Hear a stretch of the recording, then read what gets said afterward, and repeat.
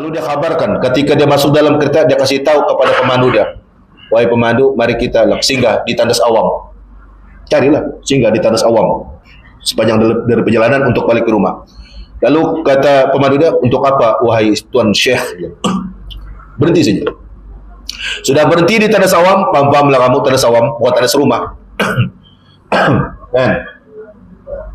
Kalau kita pergi masjid-masjid sekarang ini pun macam-macam juga. Macam-macam passion masjid, tandas. Sampai itu dipertandingkan tandas yang tercantik. Kan ada juga tuh kan, bukan saya masjid yang tandas dia macam mana, boleh tidur, boleh makan-makan lagi. Ada ekor tandas dia. Bintang gila tuh. Tandas apa tuh? Haji. Ada ekor. Apa faedah ekor? Tapi ada. Tapi rasa selesa kan? Rasa selesa, rasa senang gitu. Lalu kata Syekh Sya'rawi Mutawali, ketika dia minta pemandu dia itu untuk turunkan dia di Tandas Awam itu, pemandu dia bilang, untuk apa wahai Syekh? Yang turunkan saja. Maka dia pun keluar. Kemudian dia keluar, rupa-rupanya dia angkat dia punya jubah aja. Kamu paham lah Syekh Al-Hazar ni, dia punya jubah macam mana, kamu pun paham nampak. Dia buka, dia angkat, lalu dia ambil mop, penyapu, lalu dia bersihkan tanah situ. Heran dia punya driver heran. Ulama besar begini. Driver dia turun, pergi tandas. Lalu dia ambil. Wahai Syekh, biar saya ada.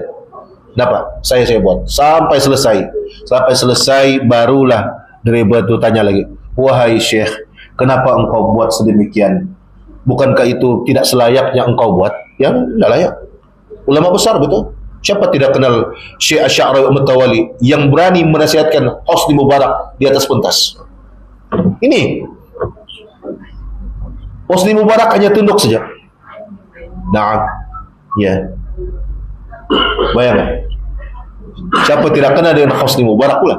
Betul? Nanti buka sejarah, buka tengok Hosni Mubarak bagaimana sifatnya. Tapi kamu ingat Hosni Mubarak sesungguh gitu, apabila dia bersama dengan para alim ulama, bagaimana sifatnya, tawadhu dia.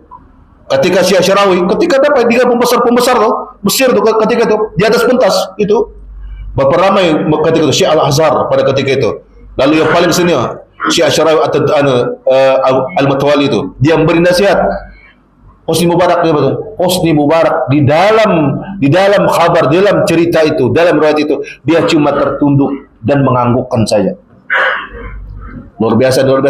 Ketika dia ditanya, Syekh Sya'rawi Mutawali ditanya, wahai Syekh, kenapa engkau melakukan tindakan seperti itu, menyapu itu? Ketahuilah, ketika tadi selesai saya menyampaikan syarah di universiti tadi, saya keluar itu, mula terbit rasa sombong saya dalam diri saya. Saya mau menghilangkan rasa sombong untuk ketika ini menyapu di tandas tadi. Rupa-rupanya di antara jalan untuk menghilangkan rasa kesombongan, rasa temberang dalam hati kita itu tandas.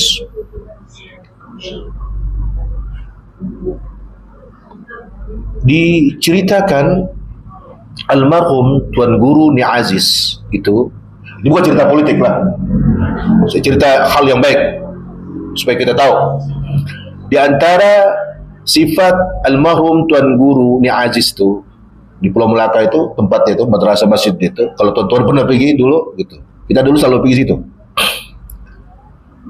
Sebelum subuh itu dia membersihkan tandas. Bukan saya itu memang tandas tuh gitu.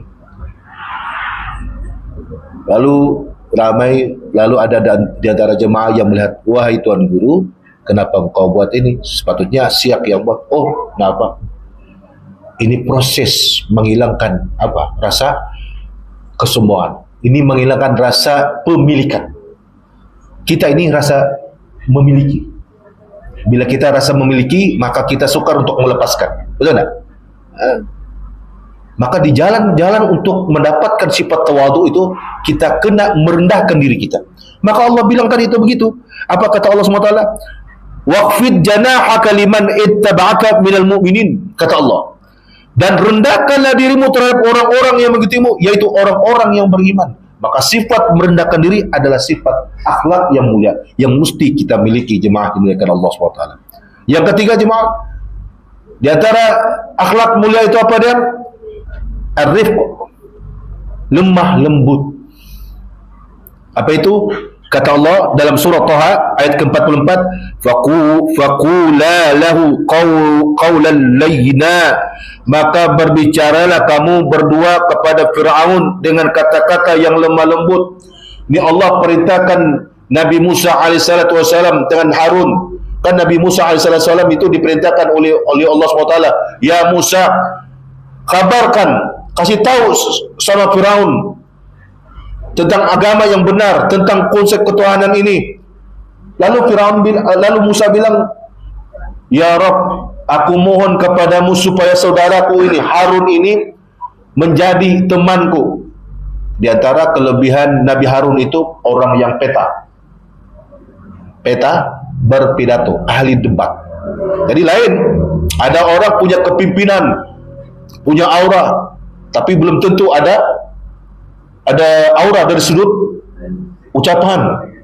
Maka jemaah yang dimuliakan Allah SWT, di antara sifat kita ini yang Allah sangat suka, Allah perintahkan kita apa dia?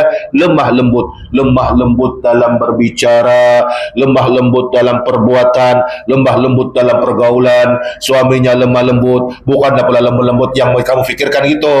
Ya Allah, bukanlah pula dia jadi lemah lembut jadi maknya pula dia, tidak. Maksudnya itu sesuai, lemah lembut daripada ucapannya. Yang masak sedekah yang belum lagi apalah, lemah lembut lah itu. Masak sedekah yang belum lagi, kau ni kerja kau main telepon dia, TikTok ya raja kau ni. Kasar pula itu, marah pula dia nanti, tidak pula dia masak lagi, tidur pula kau di luar. Yang keempat, jemaah, azan waktu belum, kabarkan ya.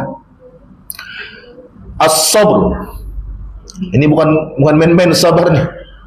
Ini Allah sebut ini berulang kali nih. Sembahyang sabar lagi. Ada orang sembahyang hidup pada sabar. Sembahyang sabar. Lalu Allah bilang begini, di antara sifat orang yang mulia ini apa dia? Ya ayyuhallazina amanu sabiru wasabiru. Wahai orang-orang yang beriman, bersabarlah kamu dan kuatkanlah kesabaran kamu. Allah perintahkan kita bersabar. Lalu sifat sabar yang ada gitu, Allah perintahkan kita kuatkan sifat itu. Maka itu nanti ada orang, kok pada cakap loh Ustaz, bersabar. Memang, karena setiap orang itu ada batas kesabaran dia, betul tidak? Maka setiap batas itulah yang perlu kita kawal. Batas yang kita bilang itu. Maka sebab itu Allah sebut dalam Al-Quran, sabrun jamil, sabar yang paling cantik. Sabar cantik itu siapa? Sabar para nabi, sabar para rasul. Nabi Muhammad SAW dimaki hamun, dicaci maki, dihumban pakai najis, dihumban pakai kami, baik sobu. Sabar. Ketika ada seorang pemuda membentak Nabi Muhammad SAW ketika selesai peperangan untuk menagihkan barang rampasan, lalu datang seorang lelaki, ya Rasul, ittaqullah, takutlah kepada Allah, kembalilah kepada Quran. Kira-kira siapa yang lebih paham tentang Quran ini? Yang menerima wahyu siapa? Nabi. Lalu orang itu kata, ittaqullah, takutlah engkau kepada Allah, kembalilah kepada Quran. Kenapa? Dia merasakan tidak puas hati bahwasanya pengagihan harta rampasan itu rasanya tidak adil. Kira-kira apa kata Umar?